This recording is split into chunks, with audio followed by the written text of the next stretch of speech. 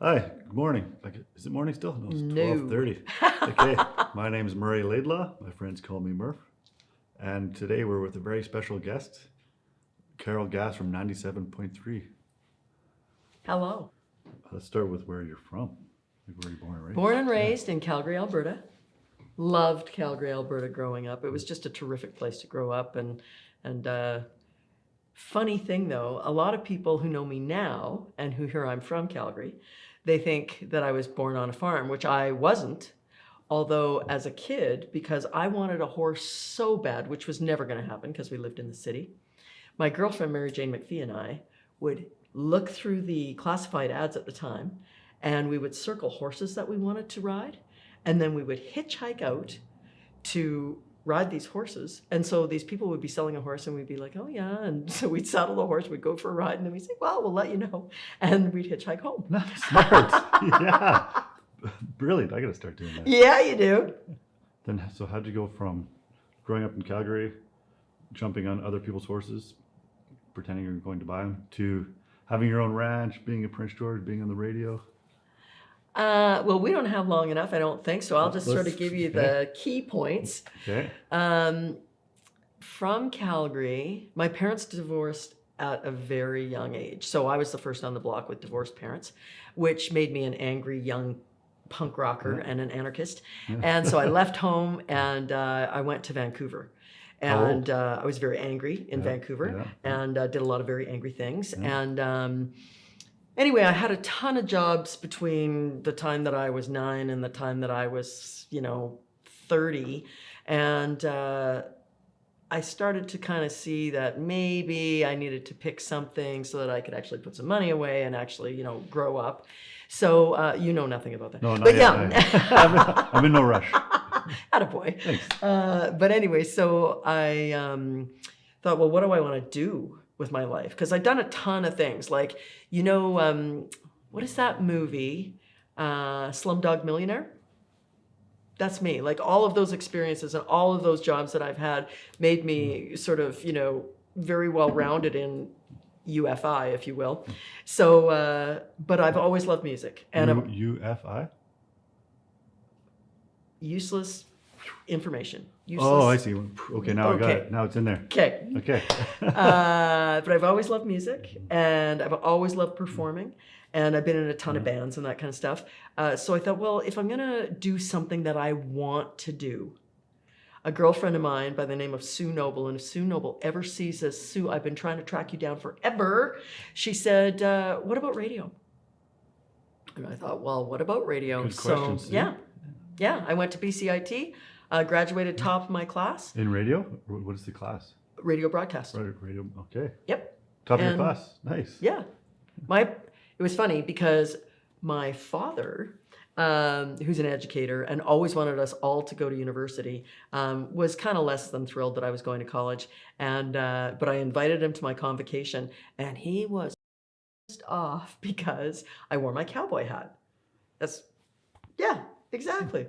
But the guy on the stage, the convocation guy, whatever his deal is, he has to wear kind of a jester costume with a really funny hat. And so he looked at me and he said, nice hat. And I'm like, back at you. It was hilarious. But once I graduated, I got a job offer in Prince George. And nice. so Straight to PG. Yeah. With 97.3? It wasn't that at that time, but yes. Okay. Mm-hmm. What was it then? Wild 101? Country, 620 CJCI. Okay.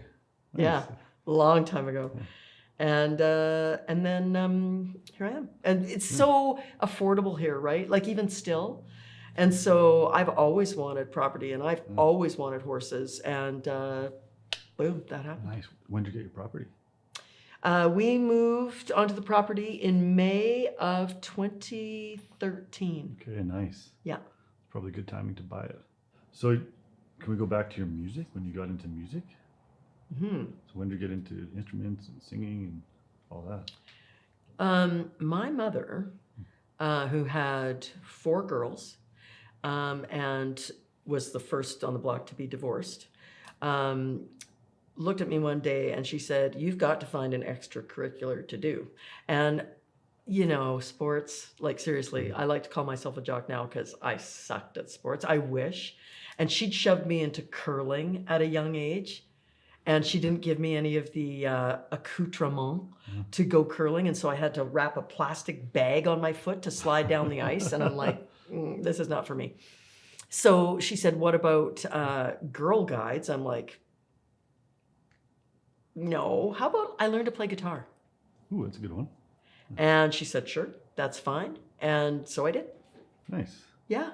Did you fall in love with it? What happened was my girlfriend, Lorene Grekel, also played guitar. And grade 6 camp was coming. And on the things, the checklist that they said to bring, some of the extra things that you could bring was a musical instrument if you played. Nice. So Lorene and I said, hey, let's practice so that we can play guitars at camp. Cool. But Lorene had learned to play chords and strumming. And my guitar teacher was this 170-year-old German man who taught me how to play, and I didn't know this at the time, but was teaching me how to play lead guitar. Nice, the scales and everything? Yeah. Yeah, cool. But, you know, grade 6, what are you going to do with lead guitar? I had no idea that the two of us would have, you know, accompanied each other really well. I didn't know how to apply it. So... How to jam.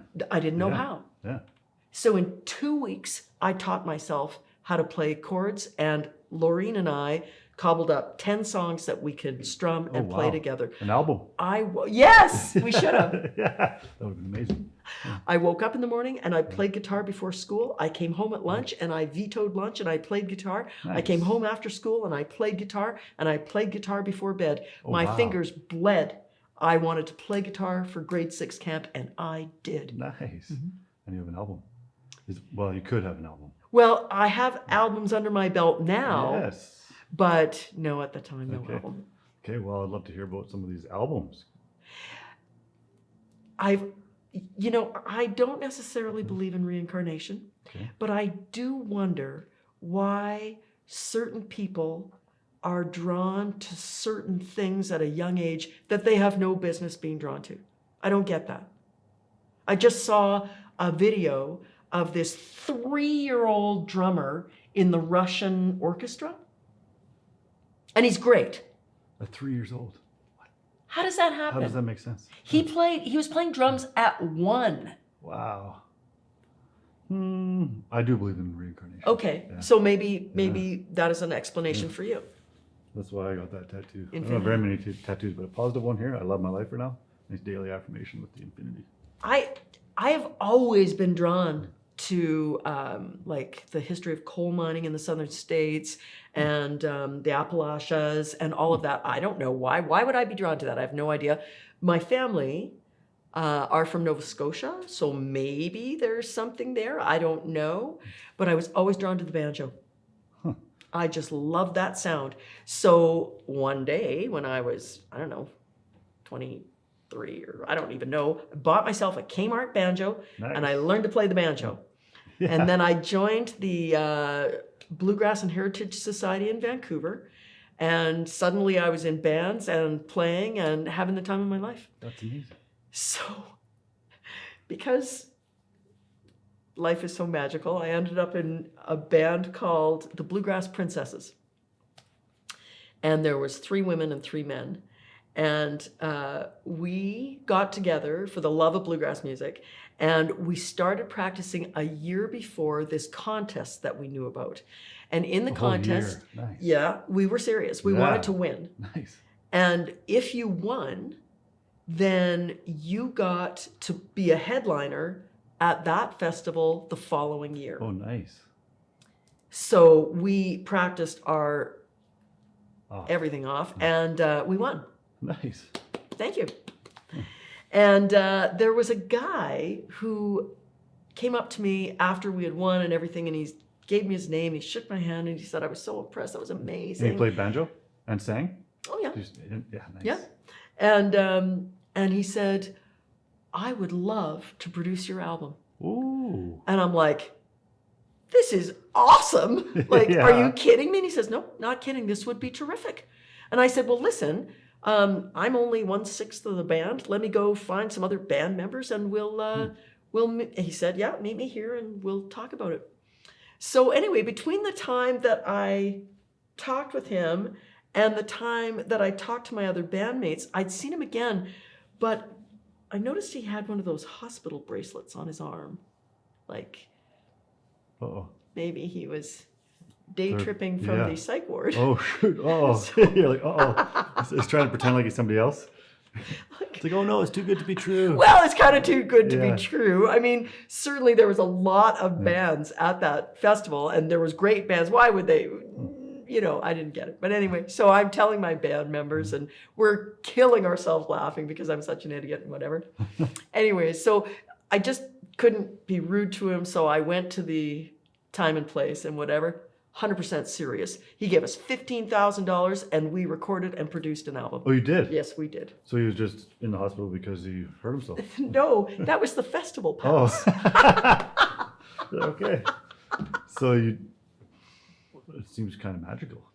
Can we bring it to that question? Absolutely was, yeah. I was once on Carol Gass's podcast. Yep. And one of my favorite questions she had, you had a lot of great questions. The conversation just it flowed, so it was amazing. Anyways, the question was, do you believe in magic? So I'd like to return that question to you. Do you believe in magic? I 100% believe in magic, absolutely. Because it's around us all the time, and I've certainly tapped into it. I can tell when there's magic happening because life is flawless, and I mean, not that there aren't challenges presented along the way, but solutions happen so easily, and the right people sort of magically appear, and it's just like, holy mackerel, this is magic. And it's happened more than once in my life, so it wasn't just a fluke. You know what I mean? Yeah, I agree too, because I never used to believe in anything. I grew up in the heart in Prince George, northern BC, didn't believe in anything, but then all the coincidences, the magic is what made me a believer. Nice. So my perspective is, pandemic hit, I was living downtown Vancouver, but then I moved home to Prince George. I always wanted to live off grid, so I started living off grid in this old cabin. And then I went into Canadian Tire one day, and I was single, but I went in to grab a shovel, and I forget exactly. In your gum rubbers? In my gum boots, yeah. Which ended up being part of the character I still play. And walk into Canadian Tire, and I walked straight, and there was this female standing there. She had a mask on, but the aura, the vibe, the eyes, she wowed me. So I always told myself, if I ever got wowed by somebody, I'd have to go back and talk to them. So I walked and grabbed my shovel and whatever else, I forget. And then I was walking back to the till. And in my mind, I said, okay, if we cross paths, I will talk to her. And I was walking, and she just like walked right behind me. But at that same time, somebody walked in between us. So we were all 6 feet apart. So we were 12 feet apart. Went through the lineup. It's like, it's awkward to just start talking to her with our masks on and stuff. I'm like, I'll wait for her outside. So I paid and I waited outside for about 10 seconds, and I felt just weird about it. So I just left.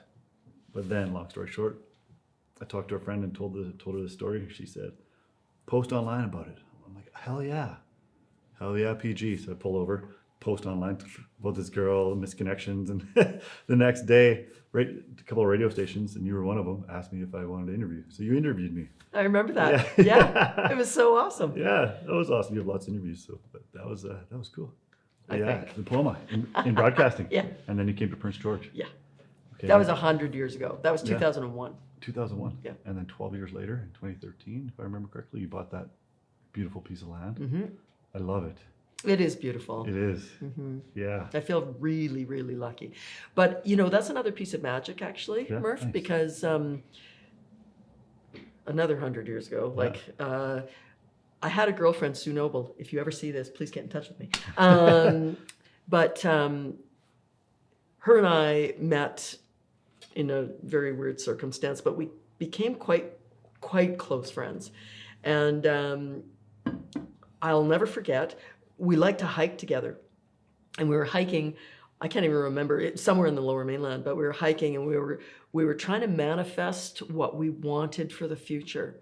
And I said, love that. It's true. Yeah. I said, I want to meet and fall in love with a big man. Yeah. I don't want no skinny little man. I want a big man, and I want to live on a ranch, and I want us to have horses, and I want us to love riding, and I want to have a dream job, and that is my life today. You are living that. It's exactly right. Yeah. It's like to the like I mean, I've got my dream job. My husband is a big man. Yeah. We both ride horses and love our lives. We've got so much to be grateful for. I want to talk more about your music career too. So you came to Prince George after you got your broadcasting. You played a bunch of music. You learned banjo. You got that album. They produced the album, and then where did that album go? And did you guys go on tour with the band, or? The Bluegrass Princesses, of course, crumpled and had a terrible meltdown and folded and everything else. But the mandolin player, Claude Bruyette, and his wife, Leola Adams, she played bass for a band that we cobbled together called Blue Coyote. Okay. So, and Blue Coyote made an album and played a bunch of different festivals and all that kind of stuff, which was super fun. Bluegrass music is amazing for a number of reasons, but one of the best things about bluegrass music is the harmonies that you get to sing with people. And I don't think that you can have a more intimate moment with people than singing with them. It's just, I've sung with people who I didn't even know their names, and I felt closer to them than some of the members of my own family. I get that. Yeah. Yeah, because it's, and whether you believe, I don't know what your spirituality is, and it doesn't matter. And I am not a Christian person, but hymns are dear to my heart. And Blue Coyote sang hymns. I mean, I'm talking Blood of the Lamb hymns, and that's not my thing, but I love the harmonies. Like, I would sing a harmony any day. And same with Blue Coyote. We sang hymns as well, because that's part of the bluegrass world, right? Okay. So, and we loved it. I'm so out of practice today. Like, I'm so out of practice today. Hard to find that time. I guess you can make time. I've moved on, right? Like, and because bands break up, and those kinds of things are very wounding. And I had no emotional intelligence at the time, and so anyway, I left that and then now I ride horses all the time. But it was an incredibly magical time in my life with some amazing people. I learned a ton about the world and myself and other people, and lots of lessons. That's a bit of magic too. Oh, it was totally like crazy how that happened. That is crazy. Yeah. But friends of mine from the bluegrass world in Vancouver, they've come up touring, through some of the smaller communities in British Columbia, and they've let me know that they were going to be here in Prince George, and I put them on the radio and stuff. And I love bluegrass music, and I always will. I always will. And it's lovely to have those people come back into my life just every now and again. John Reichman was here with his band, the Blue Jays, one time, and they were playing, and I was happy to put them on. I mean, I don't know if you know who John Reichman is, but if you don't, go to YouTube and find out, because the guy he's a mandolin. John Reichman, and the Blue Jays, and he's just incredible. His mandolin playing, and he plays with some of the most skilled bluegrass players in the world. Nice. Yeah. Do you think you'd ever find yourself singing on air, or do you? Because I love your voice. I sing on air all the time. Yes. Well, my mom would know that. She listens to you all the time, but I have to listen more. I got to wake up earlier. Speaking of waking up, what time do you wake up? I'm up at 3:30. 3:30. What time are you on air? 6. 6. Okay. So 3:30 gives you enough time to drink your morning coffee. Yeah, you gotta, wake up for the day, and mouth exercises and breathing exercises, and I have to, deal with critters and get dressed and shower and all that crazy stuff. And then the drive is about half an hour, give or take. Yeah, nice. And then I've got show prep that has to be done and that kind of stuff. I mean, life is show prep, don't get me wrong. That was one of the things I said when I met my husband. I said, I don't know what you're going to think, but if you're going to commit to me, you have to know that life is show prep. And he kind of looked at me, but now he knows exactly what that means. And nothing's secret. Yeah. Show prep. So, can you run us through what show prep is? Yeah. When you're on the radio, you talk a lot. Yeah. And so in 2025, local radio should be about local things that are happening and local people and all that kind of thing. And so, you know, you need to do a lot of things, and you need to talk to a lot of people, and you need to think about what people are interested in. And, you know, like today on the show, I talked a lot about the melting that's been going on, because I don't know where you live, but you know, a lot of people in Prince George right now, their basements have flooded, or their basement suite has flooded. Ooh. Or out where we live in the country, there is a lot of water running, and there's no place for it to go, so it's pooling like crazy. Oh, really? I mean, you know, it's like the weather poses its own challenges in Prince George, but it affects people in a certain way. We have to post to social media every day and that kind of stuff. And lately, I haven't had a lot of success just in the past couple of weeks. And I think it's because people are still experiencing the holiday hangover. You know, it's just like, leave me alone. I don't want to do or say or eat anything. Same. You know? I'm in hibernation mode. Exactly. But last night I had talked about, are you going to take a vacation? And that's what people are thinking about. Get me out of here. You know, I'm done with the holidays now. Now I'm still staring down easy 2 months of winter. Like, winter's coming back, and we know that. So, you know, they want to go. They want to get somewhere warm and lovely and that kind of stuff. So that took off, and that makes sense. You know, you have to kind of think about people. Yeah. Okay. So, wow. Where would you go on a holiday if you were to go right now? If I could go anywhere right now, I want to go on this Scottish trek on horseback. Scottish, nice. Yeah, I saw it online, and I was like, oh, that would be amazing. Like, I think it's 10 days, and you ride for like 8 hours a day, and you visit different Scottish castles. And, you know, I love Scotland. I'm Scottish. I have Scottish heritage. Obviously, Nova Scotia is New Scotland. And so I'd love to go and do it on horseback and that kind of stuff. And this trek just sounded amazing. Not that I can afford anything like that. So I will be riding my horse at home and pretending it's Scotland. Which is amazing. I would love to hear you sing, but we don't have a guitar. I can't put you on the spot. Well, I also, so we sang, you know, I was in bands for 10 or 12 years or whatever, but if you don't exercise the instrument, you lose it. Really? Oh, for sure. No. And although my speaking voice certainly is primed and ready to go, and I do exercises every morning on my way to work, but with singing, it's the same. So I used to sing like songs in the key of C and whatever, but I don't think I could hit those notes now because I haven't played forever. So you have a coach. What do you do with your coach? My coach she's a reiner. She's a great coach. She's really, really very good. Her name is Nicole Clausen. And really the stuff that we work on is good for overall horsemanship. I'd like to go to the BC Senior Games with my horse. This summer it's down in Nanaimo, and I'm not sure I can afford to take my horse on the ferry. But next year it's Kelowna, I believe. So no ferry.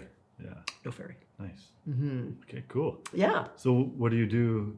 Is there little competitions or something? Yeah. So I believe this year there's ranch riding and reining, and that's roping. Roping, okay. Yeah. But reining is a bunch of different maneuvers that you do with your horse to show how in sync you are. Like it's like around a barrel. And like nope. Stop. Nope. Okay. No. Jumping. Nope. Oh, stopping. Sliding. Oh, sliding. Yes. Oh, like on Yellowstone. They do that sometimes. Yes, and as a matter of fact, what's his name? Who did Yellowstone? What's his name? Like the main, like the director. Yeah. Taylor Sheridan. Okay, yeah. He is actually, he breeds famous reining horses. Like really? When those horses that you're seeing in that show, like the ones that are doing all those slides and spins and all that kind of stuff, they're worth $500,000. Wow. Oh my God. Like those are real horses that he really trained that are really amazing. Okay. Yeah. So real cowboys. Yes. Nice. Yes, definitely. It's pretty crazy. Of course, with anything, I mean, as an actor, you've taken a boatload of acting classes, I can only imagine. And you were talking about a singing class one time to help with projection and stuff. And, you know, if you decided that you wanted to get serious about guitar, like on a more serious level, then you would probably take guitar lessons, you know, all that kind of stuff. Like learning from other people is the bomb, man. Like, it really is. Yeah. Is that once a week? Yeah, and then I ride with the Prince George Rodeo Association cattle sorters, and so we chase cows on Sundays at the Agriplex, and that's super fun. That would be fun. It is fun. So, what do you let them out and then go like wrangle them or something? Sorting is an actual sport. Okay. And so what you do is you have a herd of 10 cows. So you are an athlete. You are a jock. I'd say Rudy, my horse, is the jock. Okay. I'm the pilot. Okay. But anyway, we've got a herd of 10 cows. And then you've got either a partner if it's 2-man or 2 partners if it's 3-man. And they call a number. So in the herd, let's say they call cow number 5. Someone goes and separates cow number 5 and pulls them out of the herd, which is hard to do because they're herd animals and they don't want to be separated. Dump him out the gate, and then the next person goes in and gets 6, and then 7, 8, 9, 0, 1, 2, 3, 4, and it's a timed event. So do you have to like cut it off, or do you rope it, or what do you do? You have to cut it off. Your horse and you have to separate it from the herd with maneuvers to separate it from the herd. It's so fun. Cool. There's more than I know. Isn't that true about the world, Murph? Amen. Isn't it? Like there's so many things you don't know. So true, eh? Yeah. We just keep learning our lessons, and hopefully we'll never know it all, I guess. No, but the more people you talk to and the more stuff you do, and you learn a lot. That's true. Yeah. Cool. Well, what else can we learn about you? Yeah, you know, the really great thing about Prince George is what a robust event town this is. Like, there's always something going on, always. I mean, if you look at the Prince George Cougars, Indigenous Night is next weekend, the 24th and 25th. And there are so many different things happening during that weekend. Like, it's just fantastic. And, you know, the jerseys have been designed by a local artist, and those are going to be up for auction and that kind of stuff. And, you know, just so many things within that. And coming up, like there's the FMX World Tour that's coming up in February, I believe. And like, if you like the smell of exhaust, and a lot of people in Prince George do, I mean, it is amazing to see them backflip and front flip and like it's amazing. It is in the CN Center. Really? Cool. It's cool. So they build the jumps in there and everything. Everything. Nice. It's so cool. Honestly, if you're looking for something to do in Prince George, you have got no excuse. I'm bored. Yeah. I've never been bored in my life. I have understand never, how people honestly, are bored. I even love it because I love my own time. I've never been bored in my whole life. Nice. Okay, I can say the same. Yeah. I've been lonely, I guess. Yeah, lonely, yeah. but not bored. Yeah. There's so much to do any given time. Yeah, and if you have property and horses, there is a boatload to do. So always busy. And if you're awake from 6 a.m. till 10 a.m., is that when you're on till? 6 to 10, yeah. 6 to 10, you could always be entertained with 97.3 Carol Gas. That's absolutely right. Yeah. Nice. Yeah. Yeah. My mom listens to you every single day. Well, I love her. Nice, thanks. Yeah. She loves you. Yeah. So there's lots to do. And there's lots to do. Yeah. Lots, yeah. And if there's not an event going on, you can go to a brewery. There's lots going on at the breweries, the microbreweries. Oh yeah, like breweries, and I mean climbing the cut banks. Yeah, and outdoor stuff. I mean, there's fishing, so much. camping, Oh hiking. my God, right? Like, I mean, I've been snowshoeing. I did a Oh, dumb yeah. thing. I bought myself a pair of snowshoes before Christmas, which I shouldn't have done because you're not supposed to buy yourself anything close to Christmas, but I did. And I've been a cross-country skier my whole life. I don't care if I ever see my cross-country skis again. This is awesome. Like, snowshoeing is so fun. Huh, more than cross-country skiing. You can go anywhere. Oh, yeah, good point. Anywhere. And it doesn't matter what the conditions are like.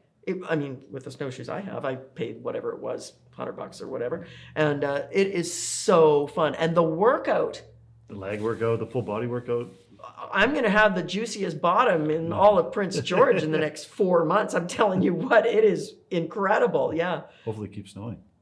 Well, I don't like winter, but since we're here. Fair enough. Fair enough. I love it. You love winter? Yeah. Yeah. I Why? really do.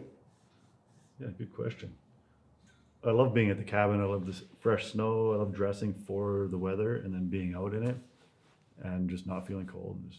I grew up as a skier too, so I guess it's nostalgia, I guess. That's fair. The snow is, and the winter, and starting a fire in the cabin.